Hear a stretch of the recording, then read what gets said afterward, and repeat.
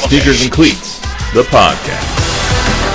You mentioned a clown show. I want to talk about the Cowboys here for a second. So the Cowboys beat the Commanders yesterday 34-26. That game was 3-3 at halftime, I want to say. 10-9 going into the fourth quarter. Ends up 34-26 because of some wild stuff that happened in the fourth quarter.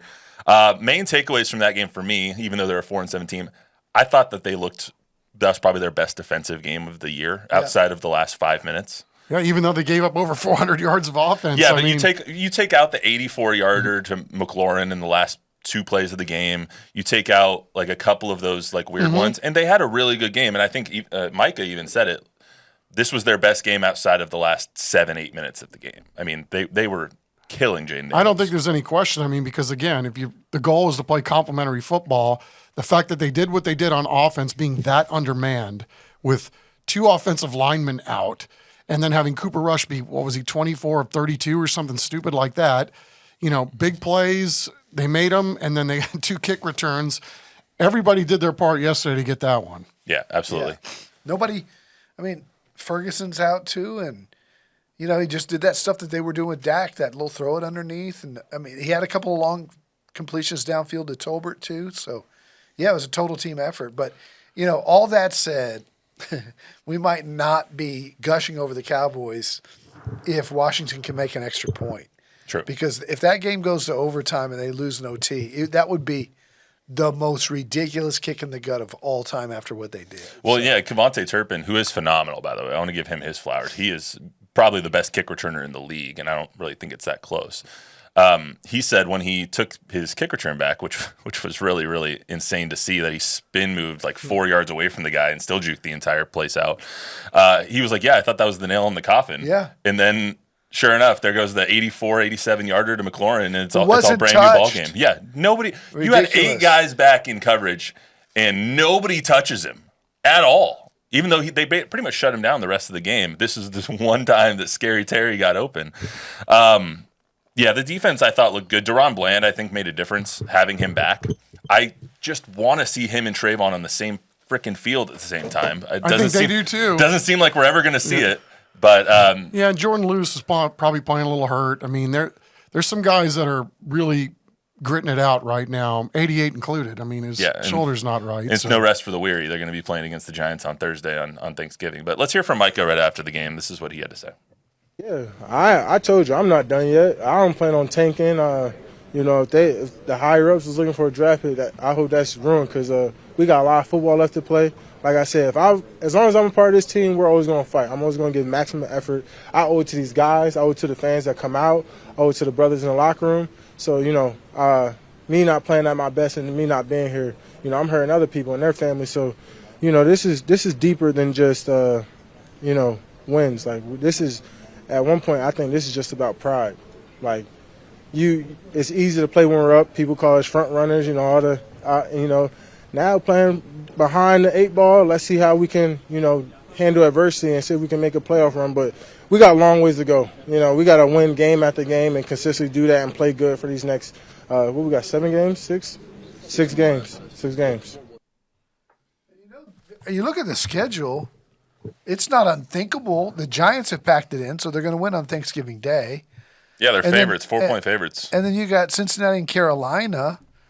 I don't know if they can beat Cincinnati, but they'll beat Carolina. So there's a couple more wins there. We've said that we don't know if people can beat Cincinnati for a long time, and for some reason people just keep beating Cincinnati. They could win 3 in a row. They could win another 3 in a row right here. They could, and that's that. I put the schedule down here just so we could look at it. It's like you play the Giants, you expect to win that game with Tommy DeVito, and how bad that team looks. They look like quit. They look like they've completely quit on everything. They've quit. Obviously, the players don't think Tommy DeVito should be starting. If you heard what Malik Neighbors said, he's pissed off as all hell. Like, that team is a joke. They're entire clown show. But you look at the Panthers almost beat the Chiefs yesterday, so I don't know if that's a gimme by any means. Gimme, but that's winnable. Bryce Young's playing much better, and the Bengals are still a powerful offense with the worst defense in the NFL. So they could go 3-0 or they could go 1-2. Yeah, it wouldn't surprise me if they lost all 3, to be honest. No, I mean, because I think that's what we said going in, right? We have to see a game where they put 4 quarters together. Yeah. And they put 3.5. They almost did it yesterday. Almost 4 quarters together yesterday before things got a little wobbly there at the end. But finally we saw it with our own two eyes. It's not easy to beat a division rival. It's not easy to beat a division rival at 7-4. So at least based off of yesterday's performance, there is hope going forward. You would think short week benefits the Cowboys coming off of, not only that big victory, but the fact that the Giants are reeling. But, Cincinnati won't be an easy game. I can assure you that the Panthers won't be an easy game. They gave the Chiefs all they could handle yesterday. Yeah, my and wife have is pretty racked up a stressed. few wins here lately, or at least a couple wins here lately. So, let's see. But I was just telling Bob earlier, man, this reminds me of the scene in Godfather 3, right? Where Michael Corleone goes, just when I thought I was out, they pulled me back in. Yeah. It was nice to see that they were able to have some life yesterday, Yeah. play with pride, as Micah said. I think we all saw that yesterday with the effort. I think that's the main takeaway that I had from that Micah bite was like they showed fight, and I think that's what we've been wanting to see from them all along. Is they've been so Hollywood for so long this year, where it's like, oh, poor us, but they finally showed some of the grit that we want them to show against good teams. Until the McLaurin play. Yeah, I mean, they did their best, all right, but I think it also says something about the Cowboys and the fight that they showed, that they probably had the worst special teams day ever until the third quarter. Like a blocked kick, a blocked punt, a missed field goal by Brandon Aubrey, which you don't count on at all now because he's probably the best kicker in football. They were having a horrible day filled with mistakes, and you still somehow find a way to pull it out, even though on the onside kick, you probably should have knelt. Let's just call a spade there. But Hold on a second. Are you guys saying that the Cowboys could possibly make the playoffs? No. No. So yeah, what not do as we these sit wins? here What do today. these wins mean?